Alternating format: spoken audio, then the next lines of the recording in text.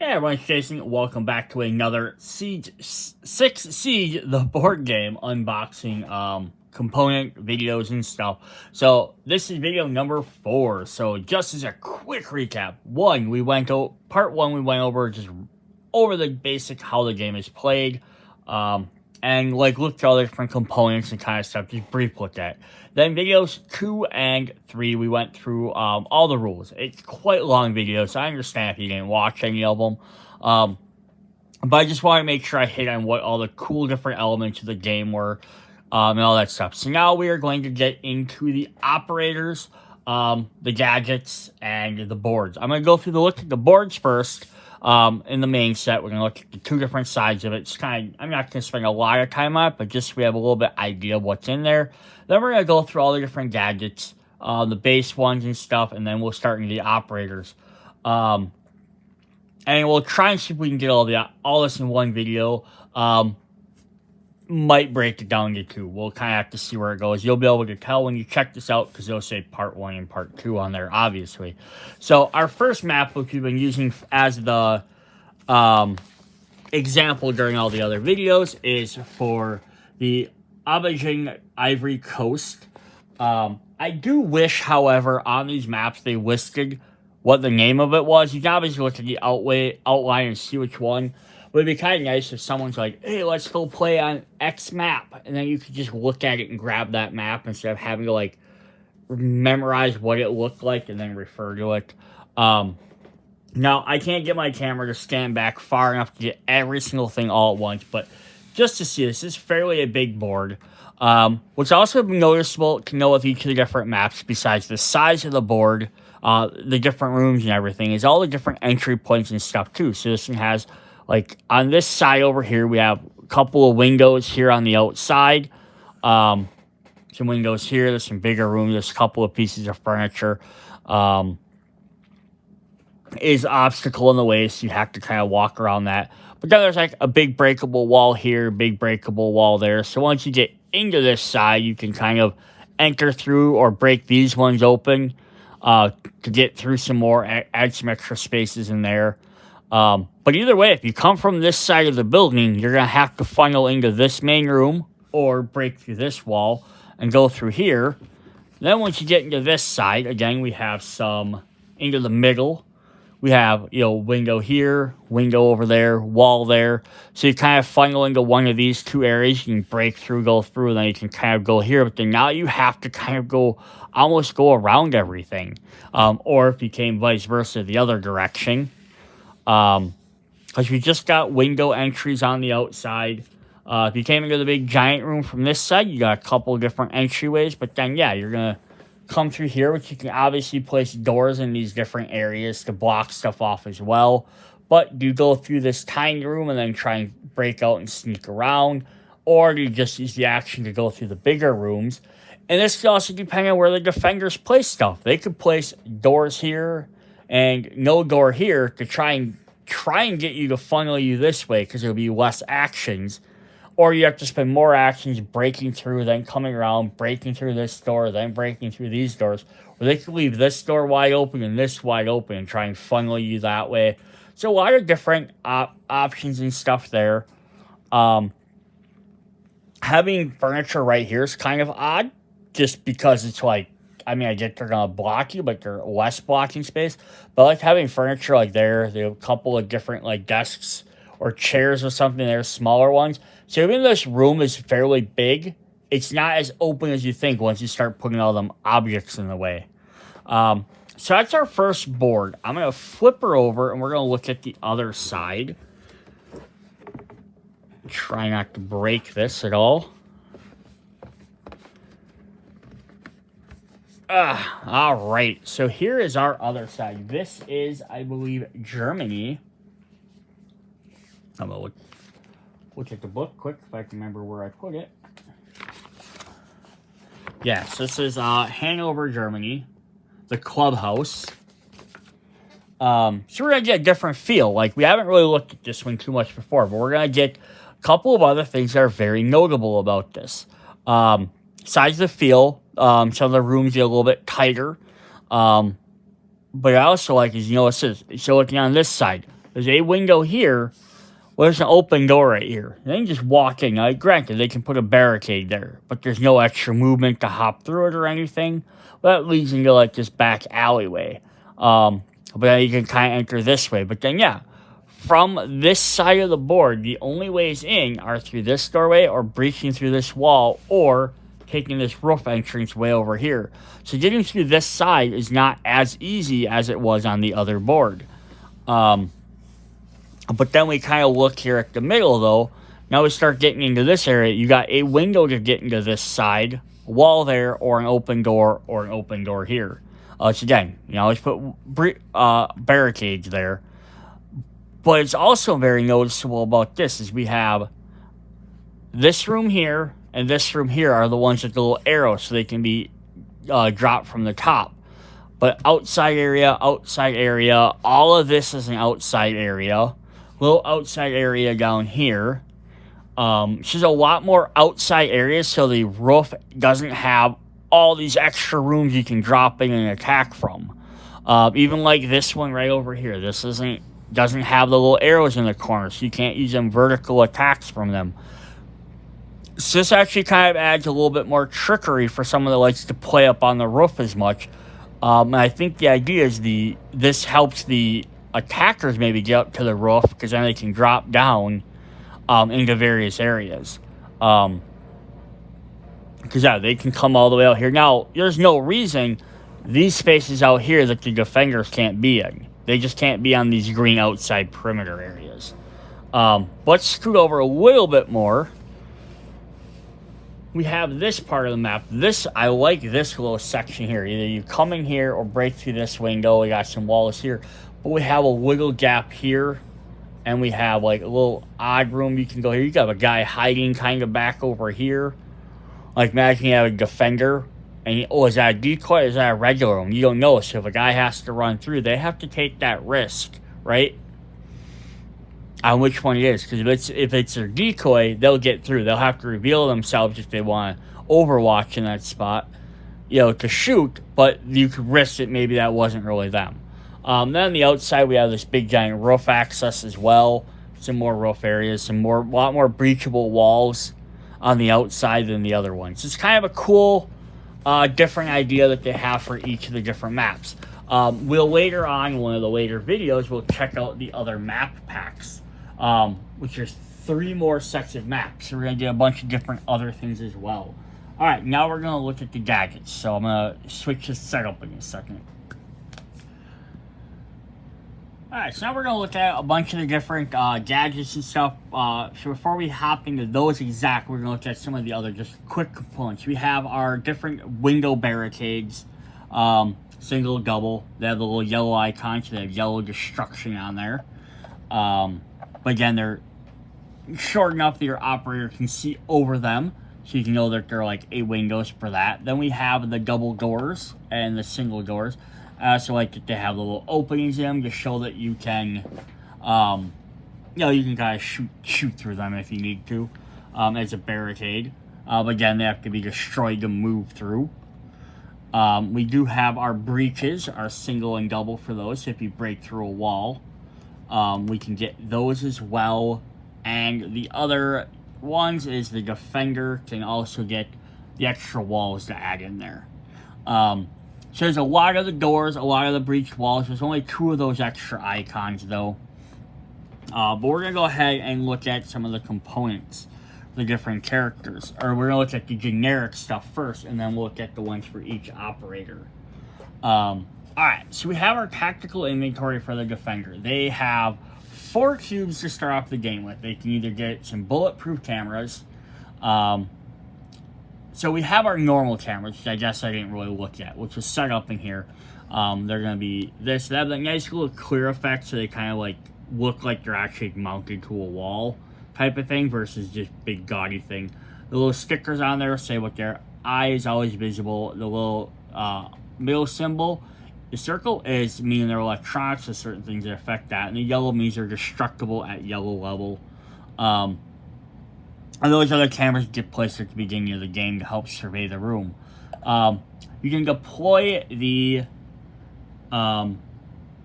bulletproof camera here. So it's a little bit more mounted, but this means you can't shoot it. So it has a little bulletproof symbol on there. It's also love that it says setup and has it on there as well to show them symbols on there. That means that operator has to actually run over and attack it to get rid of it. Otherwise, it works just like any other camera. Cameras, so both of them, it says wall-mounted gadgets, covers a whole room in which a miniature is placed. As an opposing operator enters its space in a room containing a camera or ends its action on one of it receives a located marker, even if they're not in line of sight of the camera. The camera just covers the entire room regardless of whatever. Now, they're all orange, so I'm guessing that means this is one of the things that gets a little tricky. I'm assuming they're just orange because they're defender-only equipment and not neutral, so I don't think any attackers would ever throw up a camera for any reason. But I don't 100% won't want to say that. I like the bulletproof cameras are part of the orange setup. Next, we have the deployable shield, which is a little tiny shield you can build, which has an orange defense and bulletproof as well, so someone wants to get through it. The shields are grounded gadgets that are treated as obstacles but can be destroyed. They have bulletproof and the strength. So, player can either get over it by spending one extra movement, or they can destroy it. Otherwise, it adds this extra shield for damage and stuff. Basically, just drop it in front of wherever you want to protect yourselves, or instead of like a barricade. You can get 2 of those as well. Now, we don't have any actual like miniatures for the impact grenades or the nitro cells, but they're both throwable, which means you can throw them up to 6 spaces. The nitro cell inflicts hits an area of an effect, specifically inflicts hits rolled on 2 oranges an operator location in the targeted space, and hits 1 orange on any operator space indicated in the targeted space. So what that means is that if I throw this, I get to roll 2 dice, and here I get 3 hits to the operator, and then I get to roll 1 die, and I didn't hit anybody else, unfortunately. But otherwise, it can hit anyone around, but that's everybody. So if you target one of the attackers, it could hit a defender guy, one of your teammates standing next to him, because it hits anything in the area surrounding that white dot that you select. The impact grenade performed destroys an orange destructible target in a space. So this just specifically targets, it will destroy anything that has the orange or the yellow icons on it. So the orange is going to be like some of the walls you can throw, or it can be like any of the barricades you can throw and destroy it.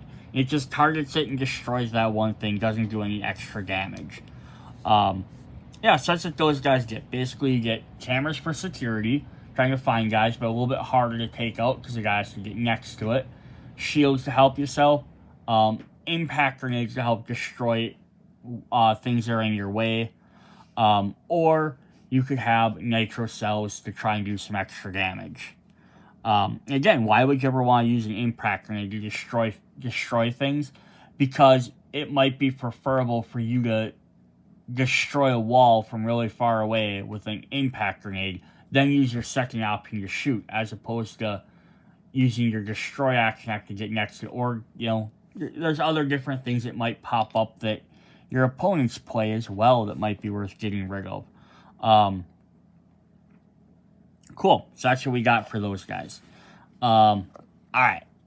Then we have the tactical inventory for the attackers. So they're going to get the drone. They get 3 drones no matter what. It's going to be this little tiny guy here. Looks like a little canister. Yeah, he runs around. He says, and then when he ends his movement, he scans the room, locates anyone in that room. So that's all he does. Doesn't do anything extra special like that. Then we have a bunch of other different grenades and other things that don't actually have miniatures. We have the breach charge. So our second one, you get 3 copies of those. Perform a destroyable red action in a targeted space. Like any other gadget with the destruction rating, a breach charge can target a space containing the fortified entryway token from an upper floor or from the main floor. Yes, this helps you basically destroy any walls. That's the idea of it, to breach holes and break walls. Then we have below that, we have the Claymore, which we do have a little token for, and it's double-sided. But the arrow will show which direction it's facing. Kind of set that down there for the moment. Claymores are deployable. A ground deploy gadget. When deploying a claymore, orient the token with the arrow pointing orthogonally, up, down, left, right. Hidden token cannot move into a space, triggering a claymore. So you can't have your hidden operator walk in front of or onto it because a decoy can't obviously set it off.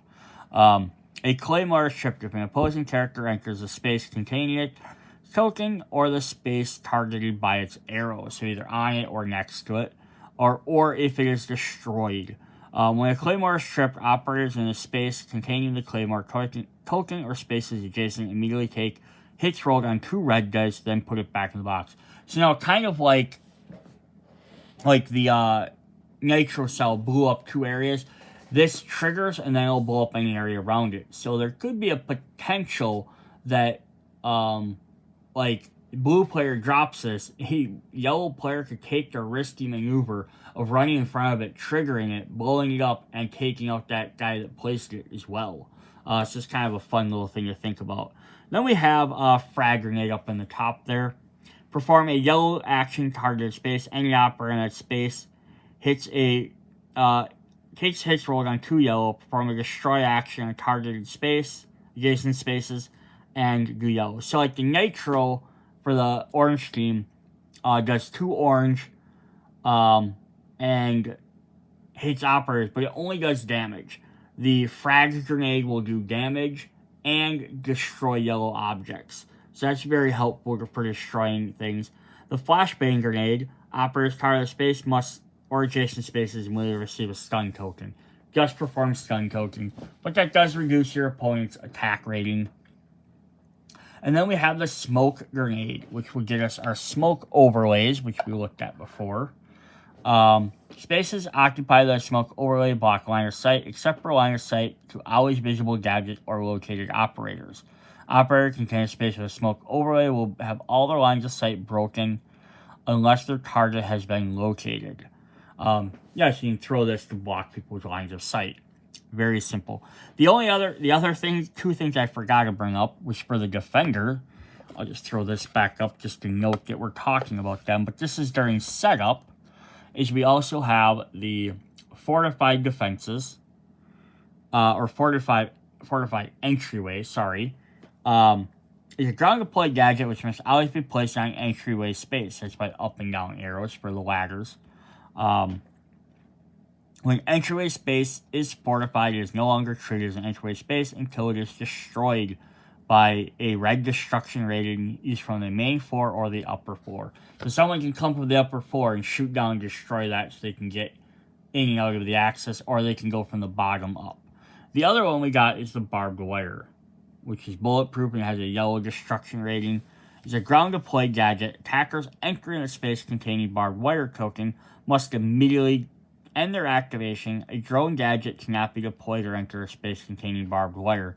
So this means a guy running through it's going to have to stop their action. So they might need to do it. They just have to get through it. Or alternatively, the drone has to spend extra time going around it. So if it has it right in the doorway, a drone can't enter it. Now, in the setup guide, because this is for the setup at the beginning of the game, with that, they showed a lot of barbed wire on the opposite side of windows. So it's basically meant if the attacker, and obviously they're going to see this at the beginning of the game, if they want to get through that entryway or in through that window, they have to spend the 1 movement to get into the entryway, and then they're going to be stuck on that barbed wire for a turn. And then they can move off it afterwards. But it's either going to make them have to spend extra actions getting into the building or have to use a different entryway. So it kind of does do that. Plus the alternative is it also means if you're doing the hostage and you need to escape, that's going to bar them from getting out those windows as well. Or doorways or wherever you put them. Alright, so that is all of our basic ones. So now what we're going to look at is go through all the different operators. And there's quite a few of them, so it's going to take a little bit to go through. What we're going to look at first are the general recruits. So we have two different recruits here. So for the blue, we have two different models. One has a rifle, the other one has like a shotgun. And I'm not sure exactly what type these are. Orange will have the exact same guys. They have the exact same stats, everything. Sorry, the stats and everything are the exact same. They have the exact same everythings, including their models. Their miniatures are the exact same as well. No differences there. Let's take a little bit closer look at these guys. So I'm actually going to throw up the correct one that we were looking at.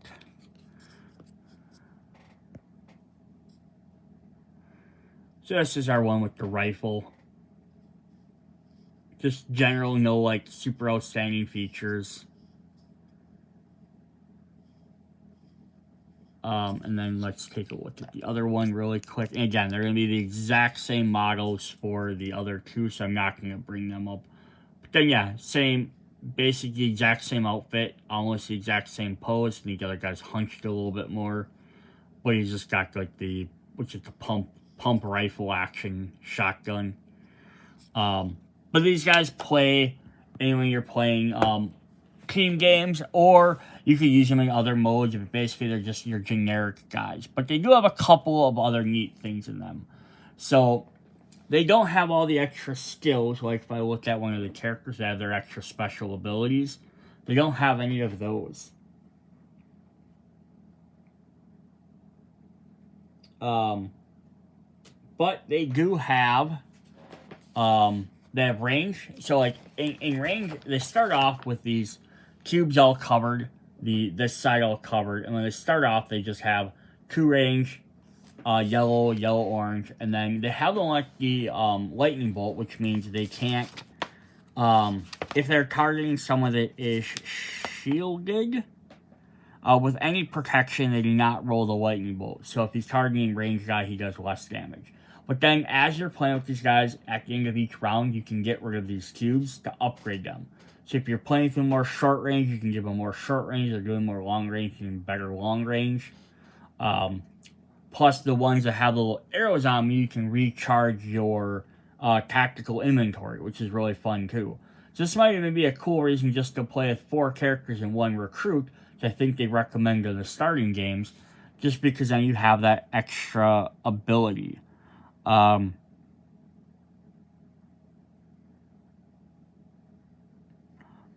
I was trying to see if they said something about that symbol in the bottom corner, but they don't.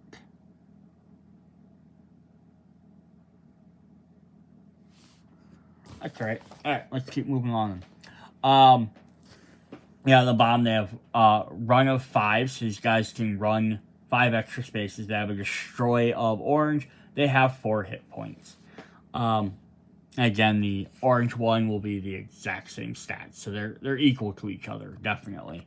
Then we have the shotgun version, which has better close range, weaker far away range. Makes more sense, right? They're almost they're pretty much, not almost, they're exactly the opposite. Your 2 red, 2 orange on the bottom, they actually flip around. The difference is these guys don't have run, but they do have a higher health rating. So these guys can shoot farther away. They can't run and shoot at the same time. I think the idea is they have with a shotgun, you can't, run and shoot type of idea. I know it doesn't make a lot of sense with that, but it's not really what you're doing. And of course, they get defeated. You can flip them over. So those are for recruits. Alright, we're going to look at the attackers first, because I think they're going to be a little bit more interesting to look at. We are going to start with Ash. Let me find them quick. Alright, we're gonna start with Ash. One that I do like, they always have their own special little symbol in the corner, just kind of representing them. It's very neat. Plus, there's a good representation of nationalities and male and female characters. Though sometimes it's hard to tell because they're all, just covered in so much armor, but that's what it should be. So here's Ash, a couple different guns on her, definitely cool. They do have the bases I have on here, so you can get these labels they have in the game. You can put them on the bases. You can pop them up. The idea is, if the first time you're playing, you don't really know by looking at who it is, especially because the picture doesn't really match. Doesn't match the exact pose that the character's in. You can put these ringed bases on so you can tell, oh, this is my Ash character. But then as you get familiar with the characters, you definitely do not have to use them. They're not gameplay. And they actually interfere with the Overwatch way over. So you might not use them. Alright. I'm not going to go through too much all their other different stats on each character, because I kind of want to get through all these. But you see at the top, they'll have their range. See, she's about a mid-range character, a little bit good on close range. You can see her running, her health, and everything. It looks like most characters have 5 or 6 health. Some of them have 4. But somewhere between 4 and 6. I don't know if there's any characters that have anything higher than that. I'm just going to double check quick. 6.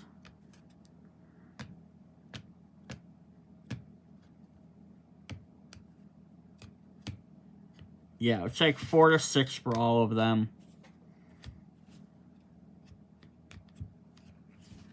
So yeah, they're pretty even there. You probably don't want to take a bunch of 4s just in case. But she has breaching rounds, so it costs her 1 of her 2 charges in action, line of sight, ignoring a maximum of 1 barricade. Perform a destroy orange action in targeted space and orthogonally adjacent to it.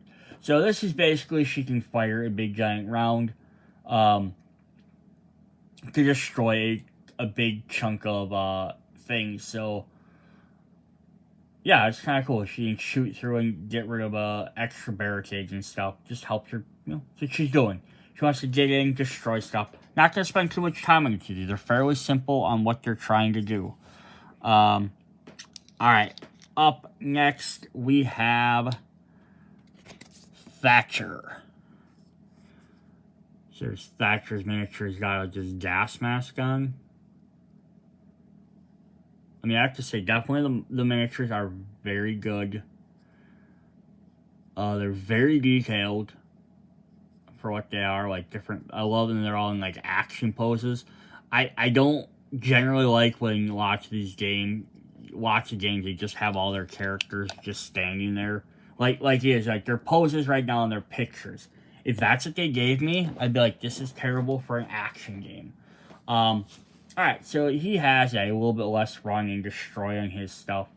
But he has EMP grenades. Spend 1 charge. It's a throwable. Perform a destroy action on all electronics, the little symbol gadgets, in the room contained in the target space. So where Ash was trying to destroy walls and stuff and get you through her breakables, Thatcher's going to be taking out your cameras. And other different things like that. So that's very helpful. And right now, the only, as of what we've seen, the only standard they have are the bulletproof cameras and the regular cameras. But they do have other deployable gadgets they can use. That we'll see when we get to the Defenders cards and stuff. They get some special gadgets as well. But yeah, this can definitely be a great way for him to try it. No, there's generally not going to be more than 1 probably camera in a room, so we see what the other ones are, and we can see what we can destroy with those. But yeah, that's pretty cool. Got characters going to be good at doing that stuff. Each character's going to have really cool abilities, but they're not going to be, overtly, complicated, generally. And I say that, and Sledge here has a giant card worth of stuff. So here's Sledge, who brought a sledgehammer to a gunfight. It's probably the type of character I'd end up using if I was playing, run up and melee attack everybody in a shooter game. They get in Counter-Strike all the time with a knife. He has a tactical breaching hammer, so he gets 3 charges. Sludge cannot use his tactical breaching hammer while leaning, which makes sense. He needs, to be able to actually do it.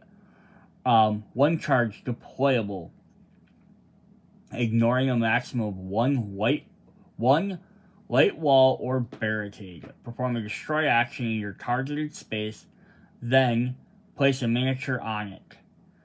You may perform a shoot or destroy action in one space adjacent to your new position. So he's kind of just deploying himself. He performs an action in a targeted space, then place your miniature on it, and you may then perform a shoot or destroy action in one space adjacent to your new position. So basically, you can slam through something, move forward, and then get another movement or another attack out of it. Kind of like he swings his hammer forward and he follows it where he goes. It's pretty cool. Definitely a neat ability.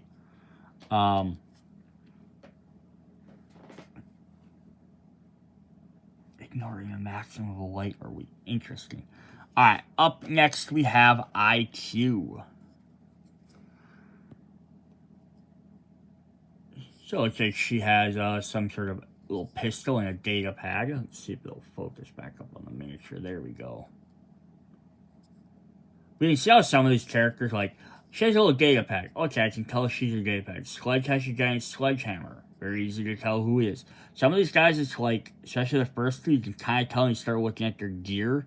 Oh, gas mask or this. But at a distance, it's just kind of like, guy with the gun, guy with the shield. It can sometimes get tricky, especially when you start looking at there's like 40 plus characters on each team, or close to it. But alright, so IQ has Spectre Detector. Spend 1 action, wave or vertical, perform a destroy action on targeted electronic gadget. So very specific. But the fact is you have wave can hit a cup, can like shoot through a wall, or a partition. You can hit a camera on the other side of a wall, which could be helpful, or you can be up on the top floor and shoot down into an area, into a room and destroy something that way. So it's a little bit more targeted where you can go. Or a reaction. Ignore special gadget effects that cost an extra action, whether affecting IQ or another operator in her squad. Cool. So yeah, kind of help you take care of some of the gadget things. So it's very fun. So you can kind of see how people are sort of niched on what they need to be doing. Alright, our next guy we have up is Blitz. So he's one of our shielders. It's very interesting though, like the attackers have guys with big shields, but none of the defenders do. You think that they'd have some shield guys, but yeah, he's got that blast mask on. I love the big shield too. That's pretty cool. So what does Blitz do? He has flash shield charges with electronic symbol. Spend 1 of your actions. Your charges deployable. All operators in the room containing targeted space receive a exclamation point or a stun except Blitz. So it's kind of neat. So it's like he has a shield, and it's just the little things on the front here are probably like some sort of like flashbang charge type of idea. That he can shoot out and blind everybody around him. It's anyone in a room targeted space, wherever he's targeting, he can go ahead and shoot that. I think I just want to double check the word deployable. I don't know if I had a... Yeah, deployable gadget in an adjacent space. Or from an upper floor into a neutral space. So yeah, so he can like stand in a doorway and shoot it into the next room, but he can't stand in the end of one room and shoot it into the farther room. Same with like Swag and some of these other guys. Just basically saying that can do it in their next space. Our next one up is we have Thermite. who is holding a thermite charge, I'm going to assume. There we go. That has so many pockets. But yeah, he's got this big giant gun, a little backpack. But yeah, he's holding like a little thermite detonator in his hand. I'm guessing his name is. And then what does he do for us? He has 2 charges. He gets to do a exothermic charge. Spend a charge deployable. Perform a destroy action in the targeted space and spaces adjacent to it. Partitions do not block the area of effect of an exothermite charges. Cool. So yeah, you can blow up something on the other side of a wall, stuff like that. So yeah, that's their ability. They're nothing super. They're not getting like superhuman abilities. Like this guy can like perform like a super atomic blast or pull a rocket launcher and destroy everyone in the room. They're getting things that are helping them. Just like the attackers are mainly getting stuff to help them deal with the barricades or other things in the way. They're not generally getting like additional attacks or anything crazy like that. Up next we have Fuse.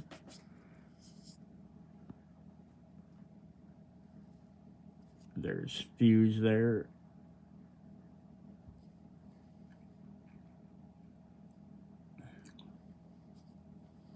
Got like another guy with a detonator in his hand, but they changed him up a little bit by having him crouching down.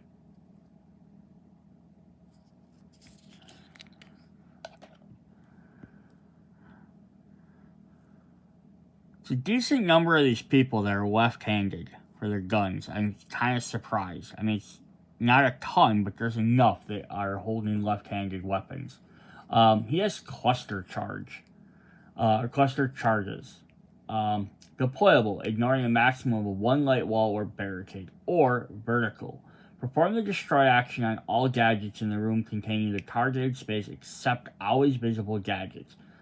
Operators in the targeted room sustain one yellow damage. So we had another guy, one of the other guys that could also destroy all gadgets in the room, but it wasn't visible ones. So he can't destroy cameras, but he can take out other things. But his charge is also going to destroy It's going to destroy other things. I think the idea, though, is the always visible are generally, like, the cameras or whatever, they're generally higher up. So, like, we have our different cameras. They're the higher stands. But then we have some other deployables, which we'll get to later, which are shorter. They're not always visible. So I think the idea is, like, the height-wise. He's throwing this, it's hitting at, like, a lower level. That's why it's not hitting the cameras. But it is damaging anyone else in the room. Again, it could also be friendly fire. But hey, this is a way, like, one of the few guys that does some extra damage as well. Cool. We have, up next, we have Flores. The only guy that doesn't look like he's necessarily generally ready for combat. He's wearing this whole, like, baller tap type thing. Forgot exactly what it's called, but there's his gun on his back. Yeah, he's holding a drone controller in his hand, which is really cool. I'm glad they didn't make the version from the picture where he's holding a playing card. Like, kind of neat looking, but, like, that would have been, like, terrible for, like, this type of game. He has RCE radio drones. So on action, place a drone. On completing the scan, perform a destroy action in the space where the RCE radio ended its movement, and in the space adjacent to it, operators in the space sustain 1 orange. So this is kind of cool, because normally you can deploy your 3 drones. Here he gets technically 2 more drones, so you can have up to 5 with him. But these 2 drones also explode at the end, and do some damage to whoever is around it. So that can actually make them even better for discovering people. The other drones just get them in the room, let them scan. It doesn't matter where they are. Him, you kind of want to be a little bit closer because you want to use them 5 movements to get close to another character. And this will also be even better if they huddle up. So yeah, huddling up is probably not ever a really good idea in this game. Alright. Our next guys, we have another guy we showed off a lot during the other videos. We have Mong Tang, who has this big giant tower shield. Look, he's got like big giant leg pads too, probably to help in case like that like chest armor, and just in case that shield probably hits him. He is definitely a defender. So he has the Le Roc shield. It says if Monk, so he's the first guy we had that doesn't have a charge ability on them, but he gets this activated token. So be a little shield icon for him. You can flip it to activated or non-activated sides. What it says, if Montague has multiple sources of protection, cancel up to 4 hits from shots target him instead of the usual 3. So if you have light protection, it's 1. If you have heavy protection, it's 3. But if you have 2 forms of protection, it's always 3. So he can have light, and he always has his shield with him. So he'll always have 2. I didn't show that off. I just blitzed his other shield guy. He also has his shield with him. But yeah, he'll always have 2 protection no matter what. He's behind something else. Now he can protect up to 4. He has his action. He can flip this. Montague has heavy protection rather than light protection. A leaning operator protected by Montague's shield also receives heavy protection rather than light protection. This is kind of cool. So basically, he can use his shield to protect himself even better, or somebody else. So he's going to be the guy, like what I just said before. You don't generally want to cluster guys up together. This should be the one guy that would be fine to do that with. Have him running with somebody else to protect them while they're doing other stuff. Definitely cool. Alright, then we have Glaze, or Glaze. Not really sure which way you want to pronounce it. This is a sniper. Because of course we need a sniper in here, right? I even love the little, like, the foot partially up, like... Definitely, yeah, the gun's bent a little bit. You know, that's miniatures for you. Alright, he has, again, he does not have charges actions. I had not stacked these. I just set them on order. Just happened to get these 2 guys right in a row. But Glass maintains a line of sight through smoke and gas overlays, so he can see through all of those. And then he has action vertical, reveal a hidden target operator token. So this means when you basically have him. The upside about having him up in the top floor is that now he can look into any of those rooms, and he can see an operator right away. That's awesome. Into the vertical spots. But the upside of having him down is if he does do range at 7 spaces or away, he has really good dice for that. So that's pretty cool with him. He has decent armor at 5 as well. Then our last attacker is going to be Twitch. We're looking at the card before, but we never saw her miniature. She's got like the ski goggle mask gun there. I love that they have all these knee pads on. It makes sense, right? You're running, you have to kneel down quick. You don't want to like bang your knee and be like, oh, my knee, like in the middle of like combat. Like, right? You don't think about stuff like that, do you? So Twitch has shock drones. You can place another drone on completing the roll. Stand roll for red. For each hit roll, perform a destroy yellow action for each electronic gadget in the stand room. So we had Flores, who could do damage with that. She can destroy electronics with it. So it's kind of neat. So if you actually take both of them, you'd actually get a total of 7 drones that you could run around with. That could be very helpful for finding guys. And if you already knew guys were in some of them rooms, you could destroy them or destroy the electronics to keep your guys hidden while discovering them. You have some good options there. Plus just pretty good close-up range. Alright, so that's what we have for the attackers. Let's take a look at our defenders. Alright, for our defenders, if our attackers were all about, like, for the most part, destroying barricades or eliminating electronic stuff and occasionally doing some damage, defenders should be all about fortifying that stuff or placing new ones. But we'll see exactly. We're going to start with mute. This is probably okay. This is probably one of the times I'm gonna be like okay with more of a casual pose, because he's just kind of like,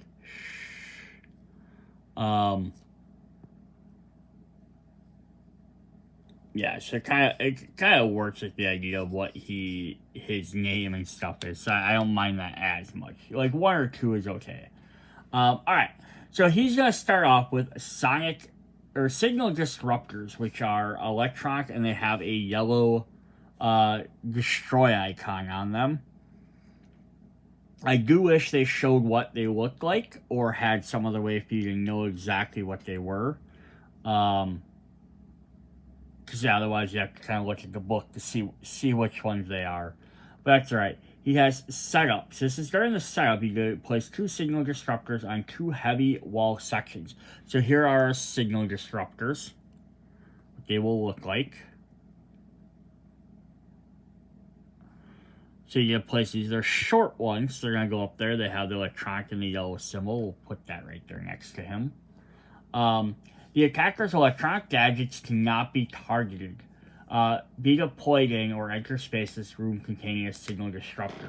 So that's pretty crazy, right? So now you can put that down and you can shut off their drones and stuff from coming into rooms and things like that. So then your guys have to run in and destroy that or throw a grenade to destroy that first. So you have to spend extra actions getting rid of that.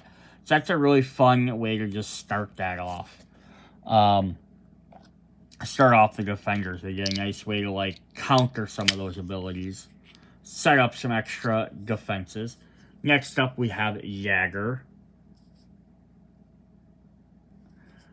who looks like he's got a little drone of some sort.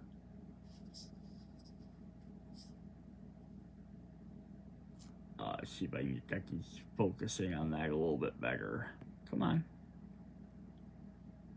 Yeah. That's pretty cool. Alright, what does he do? He has active defense systems. I'm going to scooch this over so a little bit more. Reaction. When an opposing operator tosses a throwable gadget in a room, ignore the gadget. Its charge is lost. The opposing operator may spend an extra action to ignore this effect. So that's pretty cool, right? So he can set this system up, whatever he's holding here, and basically he can like negate a throwable, so a grenade or whatever it is. And I'm sure there's going to be other operators in some of the expansions that have more throwables than just the base ones. But yeah, it's basically charges lost, they have to waste it unless they spend an additional action to ignore the effect. So they have to do that first to be even be able to have the option. So that's pretty cool. And then he can decide, if it's one where I just take, like, if you just want to discharge the camera, I can afford to lose the camera. I can't afford to take damage. It's kind of cool. Get some different options there. Up next, we have Bandit.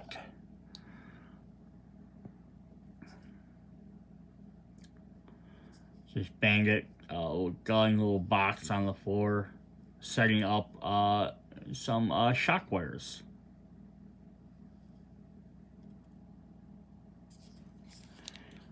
So Bandit has the CED1 shock wires. So this is actually an actual token.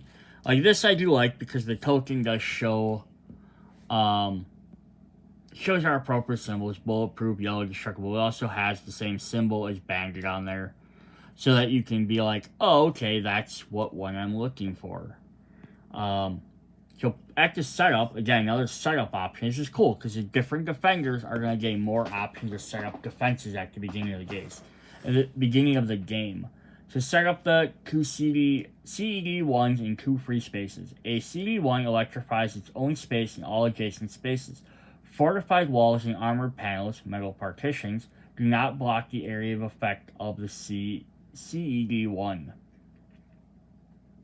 Whenever an opposing operator enters an electrified space or targets one with a deployable gadget, they receive a stun and sustain a damage. Opposing drones cannot be deployed or enter the electrified spaces. So yeah, they try and drop something in that spot because it has to be one space away.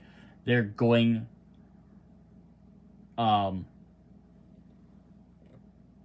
they're going to take some extra damage for it. So they're, again, this is another thing. It puts it out. Now the attackers have to either just spend extra action destroying it, or spend extra time running around it.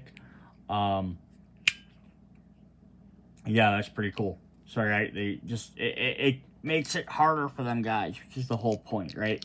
That is the exact whole point of being a defender. Make the attacker's life more miserable. Alright, up next we have Rook, who has armored plates. So we can get a little focusing on him here.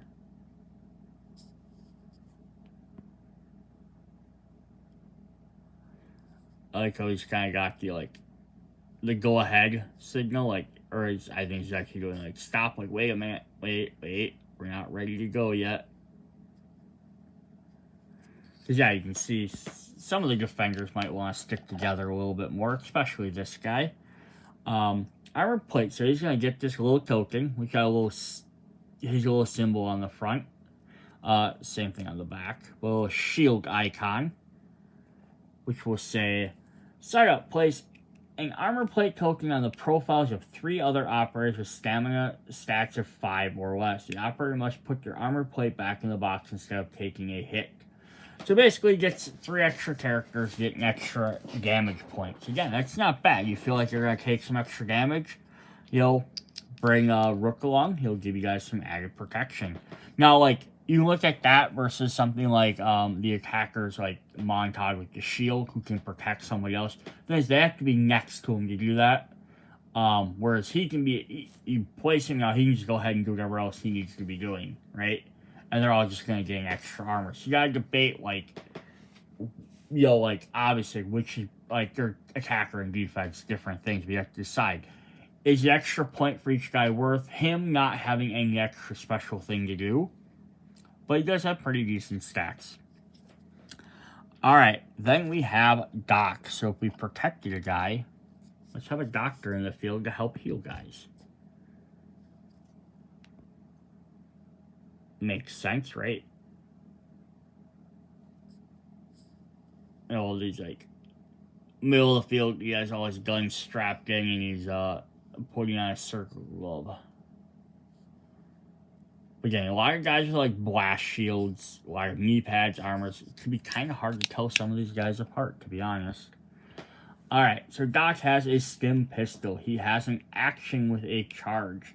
It's our first defender with a charge ability, who has line of sight, remove up to 3 hits from target operator. Or reaction line of sight. When another operator is eliminated, Doc, revealing himself if hidden, may immediately revive them. Before their miniature is put back in the box. Remove hits until the operator is no longer eliminated. The revived operator receives a stun token. So that's kind of cool. So either he can heal up to 3 damage twice, or he could potentially revive a guy. Granted, you're only going to have up to 1 hit left.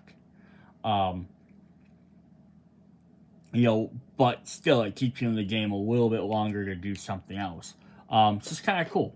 Just a different thing. Again, that could be do you want Doc, who can heal guys, or resurrect a guy, or would you rather take Rook, who can just give them all that 1 extra defense? Or, and that could be very tricky on which you decide to do, right? I can never say there's a right or wrong, but you also notice the attackers didn't have any healers. They don't have time to stop and heal each other. But again, that might come up in an expansion. Here we have Castle. So we had a Rook and a Castle. Are we going to get a Bishop and a Queen? I don't think so. But yeah, there is, which is very, very kind of generic-y soldier, but that's alright. Again, there can only be so much variation. It's just be very realistic characters. But he has another setup. He has armored panels. Place up to 2 armored panels or 2 doors, on 2 doors or 2 windows. Armor pallets replace barricades where applicable. An armor pallet is treated as a fortified wall, not a gadget. So a gadget can't be destroyed. So he's going to get a couple of these. You have 2 of each. So you can do windows or you can do doors. I almost feel like they fit together.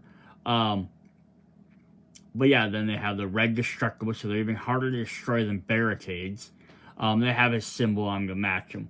So that's pretty cool, that right? You can either add 2 more or you can replace them. So they'll replace your barricades with, instead of yellow, which is fairly easy to destroy, they're red. So you put him out, these walls are not getting taken out easily. Your opponent wants to get into that area, they're going to have to work for it. Awesome. Up next, we have Thunderbird.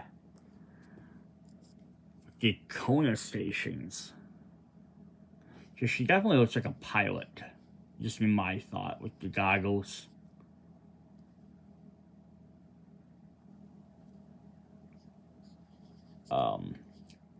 I'll put that in like the bomber type jacket. So it definitely looks like she's like a pirate. Not a pirate, a pilot. So corner stations, place up to 3 corner stations on 3 sections of heavy walls. Another startup. And now you can definitely see, you start getting to this, you can see why the defenders now get 15 minutes to set up, where the attackers get 5. Because the attackers had absolutely no setup stuff. They had gadgets and stuff they could use in the field, but they had nothing to set up.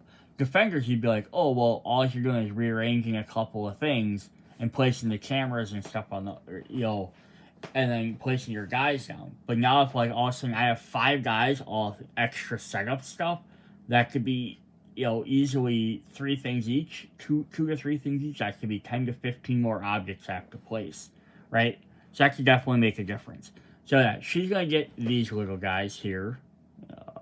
See if these can focus back up. So they look like little, kind of like cameras, little antennas on the bottom, and that is the direction they're supposed to be.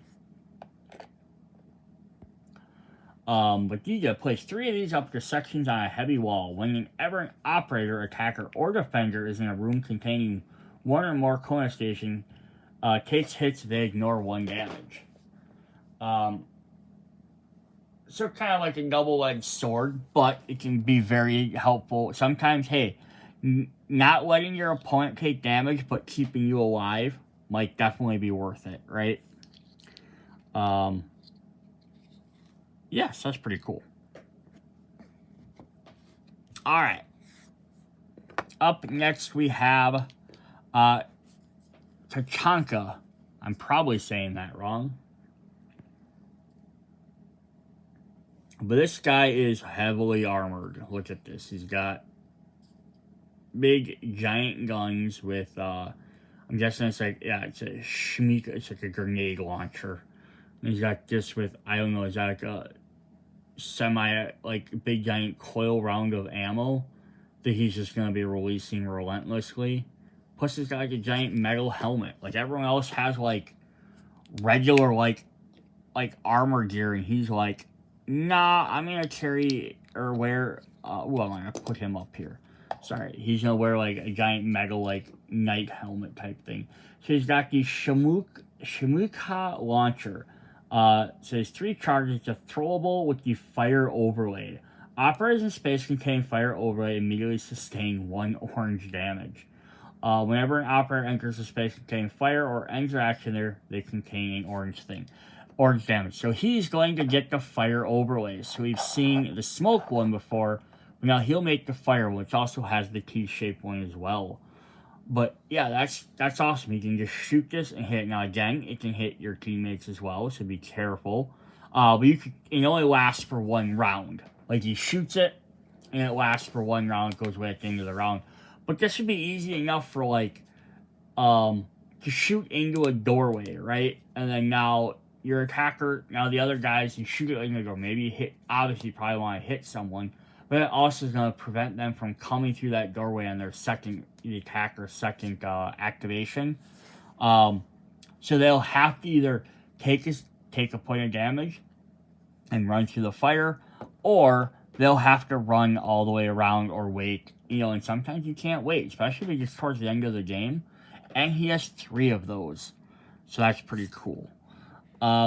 If we have fire, why not have smoke to go with it, right? So here's smoke with his gas mask, little automatic rifle there. Just, chucked in a smoke bomb. So he's going to have gas grenades, throwable gas overlays. So we've seen that. Now we have a gas overlay as well. Which is funny because we do have the smoke overlay, but he's called smoke, but he actually throws gas. Operators accept smoke in a space containing a gas overlay immediately sustain 1 damage because he has his gas mask. So it's kind of cool because he can throw his even closer to himself. Spaces containing gas overlay block line of sight whenever an operator accepts smoke enters a space containing gas overlay entering they take damage. So he only gets 2, and just like Kanchaka there, he gets to do this, but his difference is he gets to roll a die that's an orange. So if we look at the orange die quick, it has 2 one-sided, 2 two-sideds, a 3 spot, and a blank. So there's an opportunity, there's a 1 chance you could get a blank. Decent chance of doing 1 hit, but you could do 2 hits or 3 hits. So half the time you're going to do 2 or 3 hits to a guy, possibly 1, which is as equal to this. But his, though, is it also blocks line of sight, where the fire doesn't. So it's, again, like, which guy do you want, right? Do you want the guaranteed 1 damage? No matter what. Plus, you can block stuff so they can't see through it either. So they can't target you and shoot back. Or do you want the potential for 2 to 3 damage? But yeah, they can go through it and stuff. So it's kind of cool. Like, what direction seems best for you? All right, up next we have Pulse, who's like our badass superhero, our badass like action star. Got the little goggles on and stuff. If you want to focus, that would be awesome. Yeah, so here he is. But then he's carrying like a camera of some sort. We'll see what that exactly is in a moment. A little screen on the back. So Pulse gets the heartbeat sensor. So he has an action for a wave or vertical. The target operator receives a sensor. So this is neat because you have all the cameras that can do that as well, or the cameras that can like find people, and they can use that for like locating things and stuff, like line of sight and things like that. But yeah, he can help target guys through other objects, through smoke, through fire, through walls. Be very helpful and stuff. Cool. And then he has for vertical, perform a shoot action, short range, light protection, targeting operator. Does cost me charges to use them, but that's kind of cool that he can stand up on top and shoot down as well. So he's pretty neat. Alright, our last one is Captain, who is like our guerrilla soldier. Look at this guy, he's all decked out in like green camo and everything. He's got a shovel with him and everything. Look at that. That's cool. He has just a reaction. He has entry denial device, or EDD. After moving through a door or a window, an opposing operator sustains 2 hits. The opposing operator may spend an extra action to ignore this effect. Yeah, so he just, wherever it is, if they move through a door or a window, they take 2 damage unless they spend an extra action. It's just pretty cool. Like, right, he can like go ahead and hurt people very easily with that. Alright, so then the last 2 things we have, as I talked about this before, we have alternate operators. So these guys are going to functionally be the exact same ability-wise. They'll have different stats, but these are like skins in the game.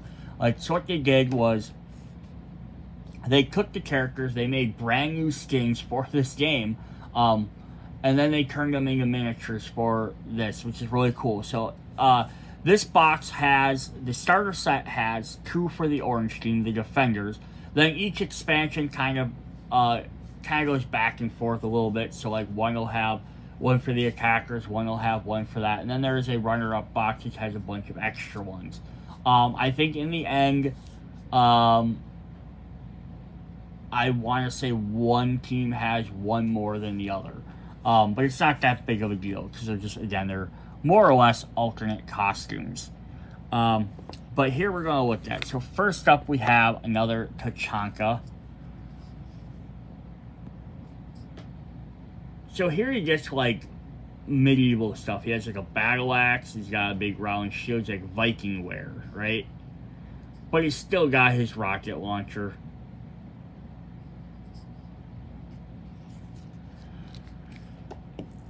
So yeah, if we look at his stats, they're going to be the same as, or his ability. His launcher is the exact same, so if we hold that up, his launcher does the same thing, same armor, but he has a weaker destroy. He only has yellow instead of orange. But then his stats, if you look at the different stats up there, so in the alt one, he has a lot better close range. He has more dice. Mid range, he has less, and then he has a little bit less at far range. So it's kind of trading off like which ability you want. And you could argue you could use either one with either miniature if you like one miniature versus one set of stats. I don't think that really makes a big difference. But that's kind of cool. We get these alternate characters. Then the other one we have is for Jaeger, who gets like a super spy outfit. So he's got like this spidery armor helmet, like a futuristic type gun. Definitely cool. And they kind of fit their things. You can see like medieval guy kind of using like like old flamethrower type thing, and like Jaeger here using instead of being like almost a pilot thing, now he has a futuristic armor. But see, in the new one, he loses his ability to run, but he gains 1 extra health, so that can make a difference there. And then look at their stats though. Like the newer one has a red guy in the end, but he has 1 less die. In the middle, he trades his yellow for a red, and then in the early one, he changes his 1 red for an orange. So he's not, I would say he's arguably not as effective. And the other one, he'll do a little bit more damage, potentially more damage in the later levels, because he'll have reds in there. But, you know, and his extra health, but he does lose that run. So he can't move as fast or as far. Alright, so that is what we have for Seed 6. That is the core set. We went through everything. Hope you guys enjoyed all these videos. Definitely come back, check out all of the different expansions. There are 6 big boxes, plus there will be some like the boards and some extra components and all that fun stuff. Hope to see you guys then. Bye.